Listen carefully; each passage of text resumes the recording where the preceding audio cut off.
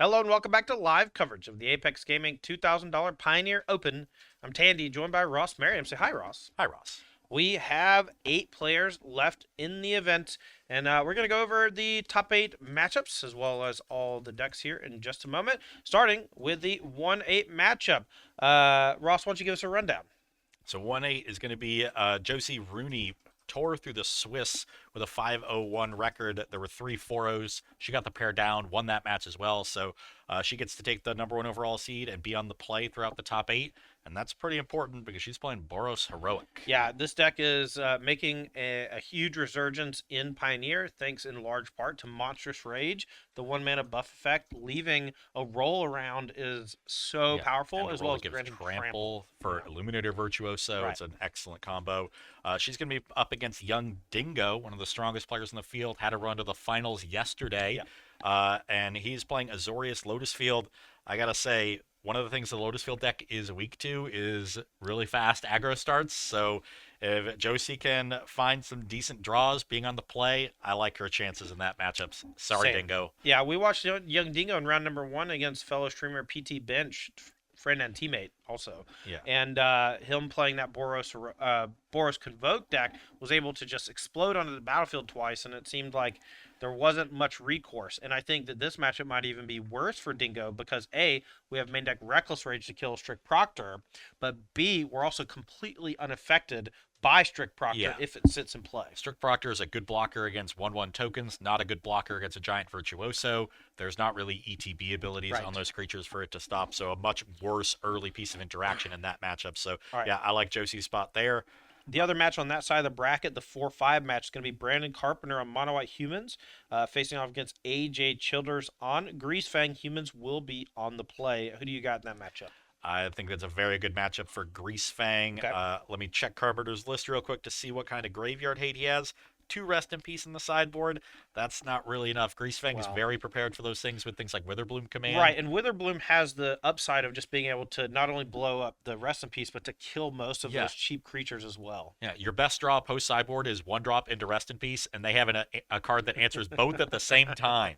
So yeah, I like AJ Childers' side of that, but if they stumble at all, the mono white deck can easily capitalize. So that is far from a laugher of a matchup, but it's really all on Childers. If he can find good draws from his deck, he should be able to take that one down, even on the draw. Moving to the other side of the bracket, we have the 2 versus 7 seeds. Eric Heath on Blue Red Creativity Gearhulk.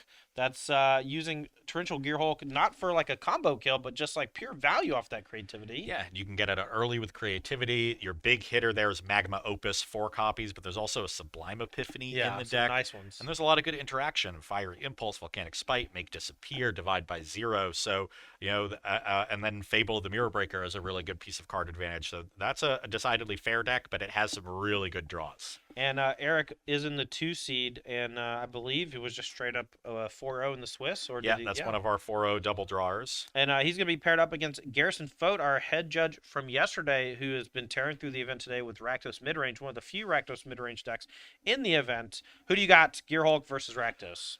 Well, this is a tough one, Todd, because my head says Eric Heath. He's on the play. I think the value from Gearhulks and Magma Opuses is difficult for the Rakdos deck to beat and difficult for them to stop. Sure.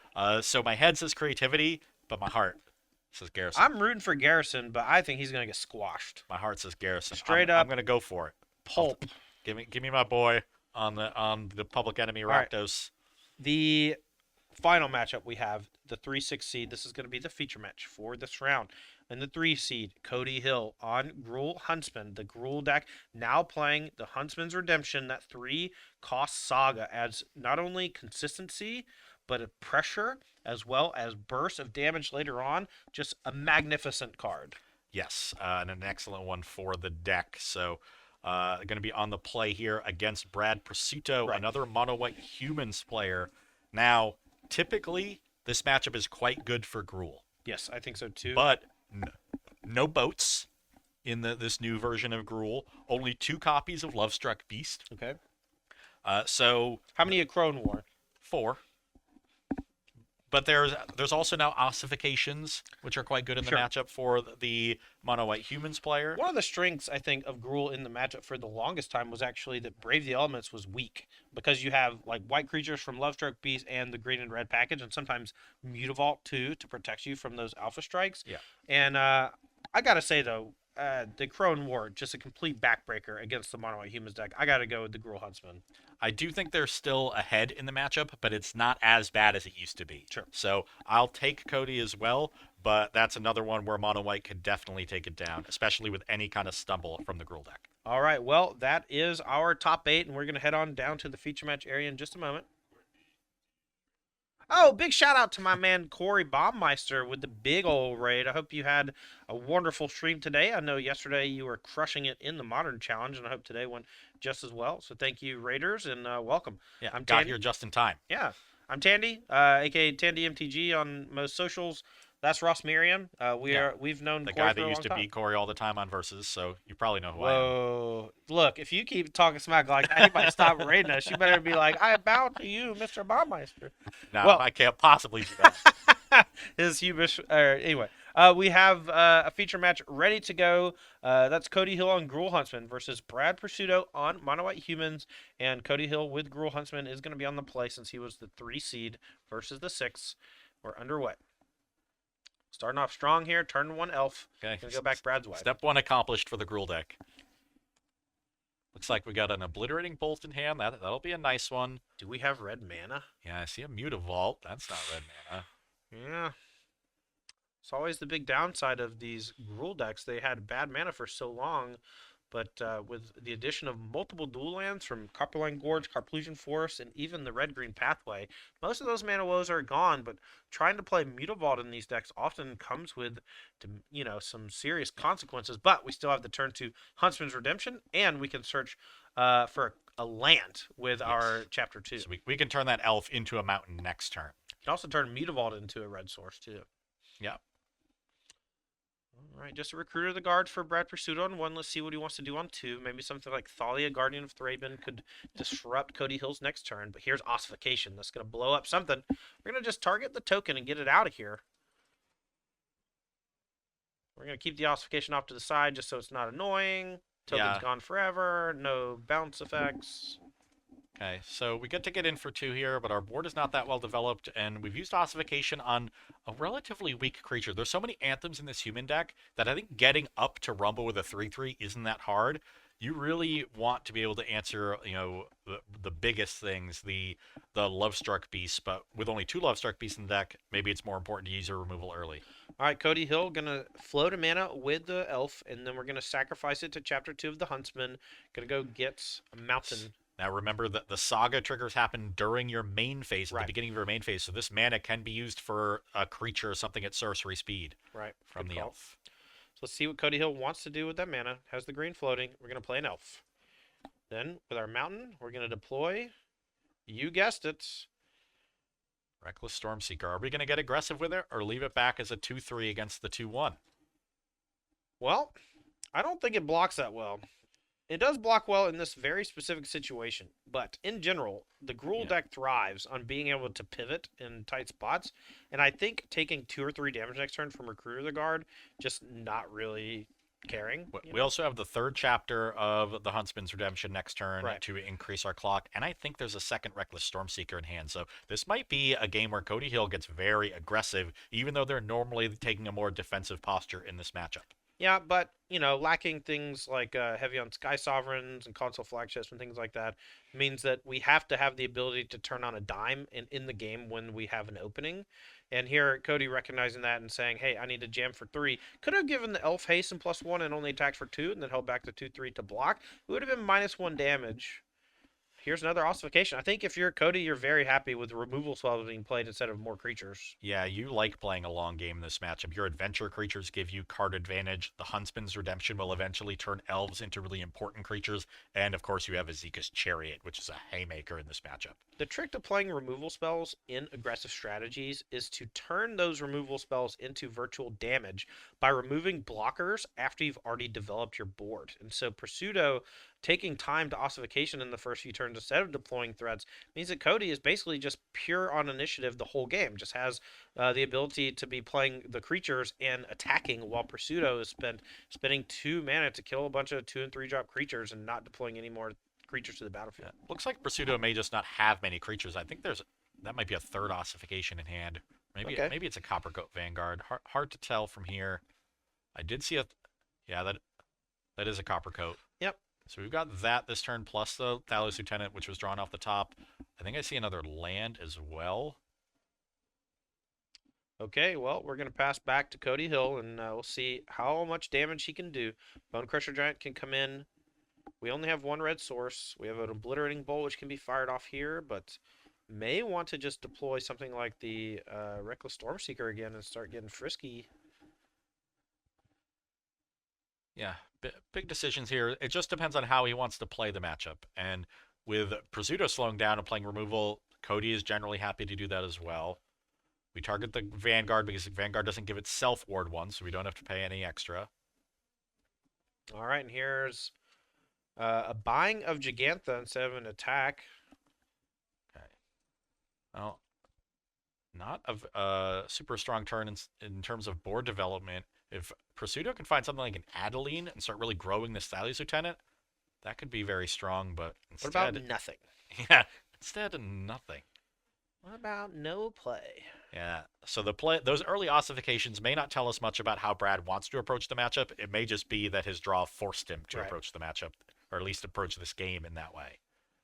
All right, so it does flip tonight because no spells were played on Pursudo's turn. We're going to play Gigantha.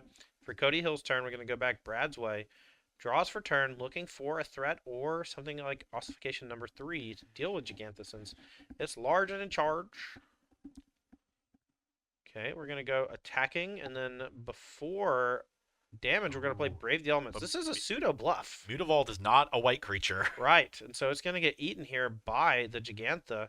The Thales Lieutenant going to deal 1 and Mutavault down. This is a very common mistake from mono-white players, but sometimes you do run it as the bluff because you have no other options. Perhaps a bit early on that bluff, so my guess is just thought it would get protection. Besage, you're going to blow up Ossification. It's going to grant another land for Pursudo out of the deck. It is Cody Hill's responsibility to remind his opponent that he can search. And if he doesn't, he might get a little bit of a warning from it. It's also Knight, so that's going to come in on the reverse side. This is going to be a big attack, and this game is going to end very quickly. This might be even a lethal attack, right? If we fire up the Mutavault? I believe so. So we can animate the Mutavault. That's 5 from Gigantha, 5 from the Stormseeker, 2 from the Mutavault, and 2 from the Elves. It looks like 14 to me. We don't have to go for it, but another Stormseeker too, which even more damage. It's a 17-point attack now. It'll be on the backside, and they do grant trample too, which is particularly brutal if you can block. But this looks like 5, 10, 15, 17 damage, and Brad Pursudo gonna be down a game here in our first quarterfinal match. Yeah, it's going to be imperative for Pursudo to play from ahead. His cards are not as powerful as Cody's pound for pound, right? But he does have a lower curve, and the humans deck, despite being a mono white deck, has access to a lot of good removal. Those ossifications are really strong in this matchup. Brutal Cathars that you can protect with Brave the Elements or make difficult to answer because of Thalia or Coppercoat Vanguard.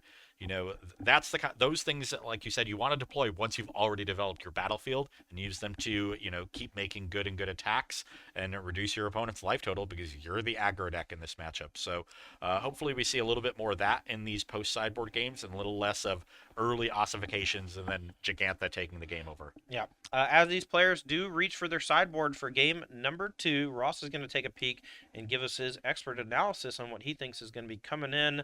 We're going to start over on the mono-white human side. That's Brad Pursudo's mono-white humans. What's he got for help? I'm not seeing a whole lot. Sideboard is 2 Rydane, God of the Worthy, 2 Destroy Evil, 3 Unlicensed Hearse, 4 Portable Hole, and 4 Wedding Announcement. Actually, the Portable Holes are significantly better with the addition of the Huntsman's Redemption. Right. Because they hit the tokens as well as Elves. Normally, it's a kind of a weak card in this matchup because the curve jumps from 1 to 3, and all it does is deal with the Elves. But dealing with those, it can also pick off, cat tokens from Azeka's Chariot, maybe a Scavenging Ooze. Hmm. later in the game. But I think hitting elves and the tokens from the Huntsman's Redemption means they're probably worth bringing in. The Destroy Evils, getting a creature with toughness 4 or greater. There's only 2 Lovestruck beasts in the deck. Yeah, but it's a great answer for a Crone War, so I think the duality of it makes it Yeah, worthwhile. hit the Acrone War. You can hit the Huntsman's Redemption if you Yeah. want to. So Not the maybe you want to best, bring in but you those. do what you got to do. It's going to be, I think it's tough to bring in 6 removal spells in this matchup. You Sure. need to keep your threat density high. So, Brave the Elements can probably come out. That seems like an easy cut. yeah, no, you probably want to cut your Thalias too. Okay. So maybe you just trim 2 Braves and cut your Thalias and bring in those 6 cards. That seems pretty reasonable to me. All right, on the other side of things, Cody Hill's Gruul Huntsman deck. Likely some cool Gruul goodies over there. What's he got for the humans matchup? Well, he's got his Gigantha as a companion. So the other 14 cards are 1 Hazaret the Fervent, 1 Klothys God of Destiny, and 1 Tranquil Frillback. He's got 1 Roast, 2 Lithomantic Barrage, 2 Rending Volley, 2 Damping Sphere, 2 Unlicensed Hearse, and 2 Cinder Vines. I like the Frillback because it's just a creature that can also, Yeah. gain you some life if you needed to. It can destroy a portable hole or an ossification if you needed to. I love the cheap removal spells, Lithomantic Barrage and Rending Volley. Those are excellent. I also love how just cheap the Huntsman's Redemption is on the tutor effect. Like, obviously, sacrificing a creature comes with a significant cost, like your elves or whatever. But when you're getting something that 2 for 1's your opponent, it's just like so worthwhile. Yeah, so that's another reason for it. And then I would consider the roast. I'm not 100% on it. I'd Mhm. probably bring it in, but I generally just like playing defense with bigger creatures. I think your Thrill Seekers can probably come out.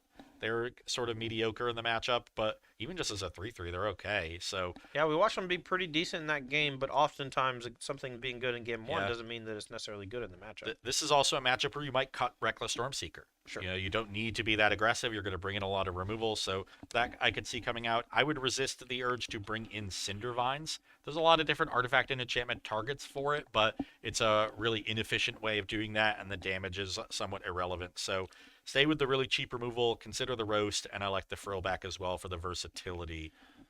Alrighty, well, as these players are shuffling up here for game number 2, they're going to go through their mulligans and such, so I want to take this time to thank some of our sponsors.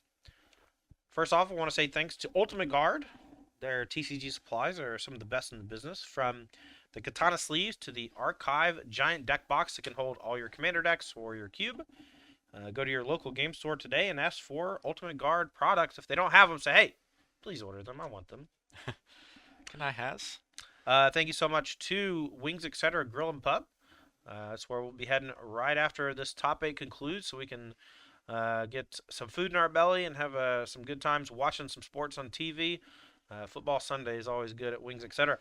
Thank you so much to G Fuel Energy for keeping us energized on these super long tournament days. We have 6 rounds of Swiss in top 8, and I don't know that I'd get through without my tropical mango, if I'm being honest.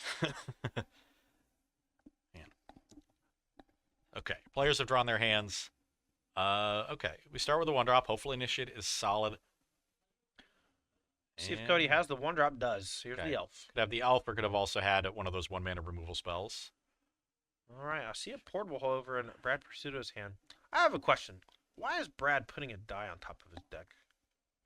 Seems like an extra little mechanical thing that he has to do for no reason. Seems like somebody who has Forgotten to draw Yeah, for the turn, miss- maybe? missed too many upkeep triggers and now just does it regardless of what deck he plays. Fair enough. Okay, here's Thal's Lieutenant. We're going to bang the drum for 2. Hopeful Initiate getting in there. See if Cody Hill has one of those powerful 3-drops to stop the bleeding. I think this might just be a stomp turn. Make sure we deal with that Thalias Lieutenant before it grows out of control. I like it. Second Thal's Lieutenant can be quite brutal. He does have some Acrone Wars in hand. Looks like a Thrill Seeker, so definitely has some options here, does Cody. But getting your stomp value when you can is important. And of course, the Hopeful Initiate is now out of range with the Lieutenant counter. Appreciate a man who brings an Adventure Zone token. So now we have the Companion Zone, the Exile Zone, and of course, the Bone Zone.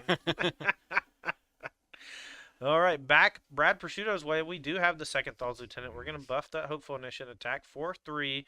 Cody Hill down to 18. We'll see if Brad Prosciutto has another land or another threat to deploy, and doesn't. We're going to go back Cody Hill's way. No, not a great turn 3 from Brad. That was an opening to really pull ahead. I didn't take full advantage of it. gonna steal your guy. That's Hopeful Initiate gonna be heading to Cody Hillside. Important to note, this Hopeful Initiate does have more toughness than power, so should Chapter 3 of A Crown War go off with Hopeful Initiate tapped, it won't die. Yeah, one of the cool things that this Gruul deck can do is tap those creatures with the third trigger on the stack if you have a vehicle on the battlefield. Right. Normally that vehicle is either Sky Sovereign or Esca's Chariot, but these days it's mostly just Esca's Chariot. The Huntsman's Redemption requires sacrifices. Yeah, but in this case, leaving around the Hopeful Initiate isn't going to be that big of a deal. It's now on Brad Prosciutto's to develop a battlefield that is either resistant to that third trigger or just resistant to being forced to attack next turn. Okay, looks like we have a judge call. Prosciutto looked like he was about to play Portable Hole. Maybe curious if what happens if he Portable Hole's Hopeful Initiate and then Portable Hole gets destroyed somehow or something like that. When we come back from that, we'll see how he wants to play the rest of this turn. Might want to go after one of the elves. Might want to just deploy some more creatures himself. While he's doing that, Ross, this Crone War, how often do you lose to this card? You know, I've played a lot of, is it Phoenix and Pioneer? So yeah, that's not so Crone bad War's, against that. Crone Yeah. War's not so good against that. I have played some humans as well, but I played that sort of before the Gruul deck became a thing. Right. I was going to say, it's often funny to ask certain players their experience playing against some stuff because depending on what your primary deck is, you can have a lot of respect or very little respect for some things. Here is a Portable Hole. That's going to take out the elf. We're going to continue here. I don't think you need to Portable Hole the Hopeful Initiate. It's going to come back eventually after the Crone War, but Brad disagrees, and we're going to knock it down and attack for 1. Cody Hill down to 14. It's like he once again might have drawn a lot of removal. Is that a third Portable Hole in the hand? Perhaps. Chapter 2, now everything you have has to attack. Right now that's just the Thalia's Lieutenant. We need fewer removal spells and more Adelines for Brad Prosciutto. Yep. It's one of the downsides of trying to fit Ossification and Brave the Elements into your deck. You have to cut back on some threats. And after sideboard, when you bring in Portable Hole 2, what are you going to cut? It's got to be creatures, right? It's all that's in the deck. But yeah, that's one of the tricks with this humans deck. You really need to maintain threat density. Yeah, there's another removal spell. Yep. It does somewhat help against this Akroan War, where you're not attacking your creatures into their bigger ones, but we had to use our removal spell on our own creature in order to prevent that. So really, what did we gain?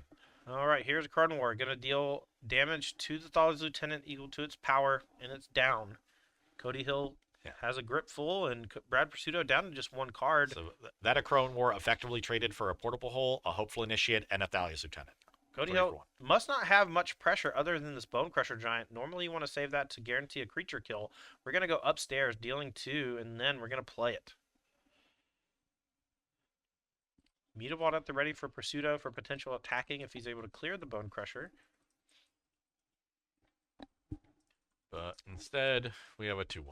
Yep, but if the last card in Brad's hand is a land, we can activate the Recruiter of the Guard, but it looks like it's not. Perhaps another Portable Hole rotting in hand. Maybe it was worth to Portable Hole your own Portable Hole on the Hopeful Initiate to get it back, perhaps? Sure. I don't know. I got Lair of the Hydra, the draw for Cody. You're going to put that into play tapped. Another Cronehorn hand, but don't need it. Here's a Voldaren Thrill Seeker. We're going to put some counters somewhere, and we're going to get aggressive. My guess, 2 counters on Bone Crusher Giant, and then the Voldaren going to throw itself at the Recruiter so we can smash for 6. Yeah, I'm a fan. Okay, it looks like we have another judge question here, so we're going to take a moment and get that sorted out. Unsure exactly what the call is for, but we'll get some clarification on that in just a moment. While these players are working this out, I think we might have had an update from one of our backup matches, but I'm not sure exactly who won, but I saw somebody get up and leave. Well, I hope it wasn't old young Dingo getting squished too quick. Nothing reported in Melee as of yet, but well, That would be par for the course Yeah, I was gonna for our say. players. Okay, so 2 counters from the Thrill Seeker go on the Bone Crusher. Here comes Thrill Seeker sacrificing itself to deal 1 damage, and here's an attack for 6. Technically, Cody could still throw the Bone Crusher Giant at face for 6 more damage, but definitely values the body being in play a bit more. I think there might be another Thrill Seeker in hand for Cody too. So Oh, he's tanking on it. Oh, oh, 6 more. That's 12. Prosciutto down to 7. And with the other Thrill Seeker in hand, perhaps going to do some sort of combo kill next turn. Ooh, down to 5. Excuse me. Life totals were slightly off. So with the Mutavault next turn, we can animate the Mutavault, Thrill Seeker it, Sack throw Thrill that Seeker for 4, Mutavault. throw Thrill Seeker for 1. Yeah, so it looks like Cody actually planned it well in advance. We just had life totals slightly wrong. Now we're going to go back Cody Hill's way. And if he sees the kill, he's going to be your victor here in the our first quarterfinals match. There we go. Fire it up. Okay, and we can put 2 counters on it. And we don't even have to attack. We can tap the Mutavault to itself to sack itself. That's 4. Then we can sack Thrill Seeker. That's 1 more. That's 5. Brad Pursuto defeated Cody Hill, your victor. Moving on to the semifinals. 1 step closer to qualifying for the Apex Invitational and hopefully the regional championship in Denver next February. As too much removal, not enough early threats there for Brad Pursuto, and the Gruul deck very happy to play the mid-range battle in that matchup with its bigger creatures and better removal and haymakers like Ezekiel's Chariot and the Crow and War. Yeah, impressive stuff from the Gruul Huntsman deck, easily defeating that Humans player 2-0, Brad Prosciutto defeated. We are going to be moving on to one of our backup matches here. It looks like Garrison Fote on Rakdos midrange, going to be battling against Eric Heath on the Torrential Gearhulk Creativity deck. And it looks like we're going to get a full game out of them. Oh, I spoke too soon. Maybe they're done. No. Our deck's going back into boxes. All right, Mr. Director, go get some results for us because there ain't nobody else playing. Garrison is smiling like a man who just won the match, and his opponent is not. Yeah, he's shuffling his deck, right? The other guy's deck's in the deck box. He's pulling the hoodie out. He's getting out. In his mind, he's at Wings, etc. already. Wings, etc. is a state of mind. I like the Bob's Burger shirt. All I'm going to say is we had the same picks in this round, except for that match where I took Garrison. Look, you got to believe. You got to believe in your friends, and even if you don't think it's necessarily a favorable matchup, Garrison able to take it down with his Rakdos mid-range deck. Moving on to top 4. That's Taryn Huck, co-owner of Apex Gaming, up there in the gray hoodie on your left. Yeah, he's also our wonderful director here. Yeah. He's a jack of all trades because now he's acting as our errand boy, our whipping boy, our food runner, yeah. Okay, so we got Young Dingo victorious with Blue White Lotus over Boris Heroic. Yeah, very Big impressive. upset there. And then we had Garrison defeating Eric Heath. Garrison on Rakdos mid. Yeah. And then we have one more is AJ Childers with Greasehang versus Brandon Carpenter on Humans. Who won that one? Yeah, because it looks like they're done. That was our middle match. Don't know? Okay. Very cool. Right. Regardless, that means our quarterfinals are done. Okay, so the top 4 decks are going to be Blue White Lotus Field, Rakdos Midrange, Gruul Huntsman, and then one of either Humans or Greasefang. When we get confirmation from that, we will let you know. We're going to take a short break here, and we're going to get right into the semifinals. A pretty quick quarterfinals, all things considered. We're going to keep running since we're going so smoothly. That's Ross Merriam. I'm Tandy. We're here at the Apex Gaming home store in Caldwell, Ohio. We're bringing you live coverage of the Pioneer $2,000 Open, and we'll be right back with the top 4.